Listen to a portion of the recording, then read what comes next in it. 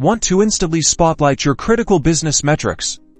Today, we'll show you how to dynamically change KPI colors in Qlik Sense to visually flag performance at a glance. First, open your Qlik Sense app and enter Edit mode. Select the KPI object you wish to customize. It's the one displaying the key performance indicator you want to focus on. Now, on the right-hand side, you'll see the Properties panel. Navigate to the Appearance section. This is where the visual magic happens.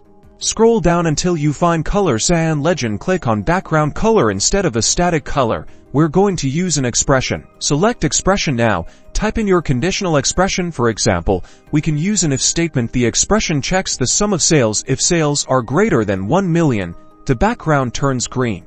If they're greater than 500,000, it turns yellow. Otherwise, it's red. Adjust the values and colors to match your specific needs and metrics. Click Apply. See the KPI magically change color based on your data. You've successfully set up dynamic KPI colors. Repeat for your other KPIs to build a dashboard that instantly highlights performance issues and successes.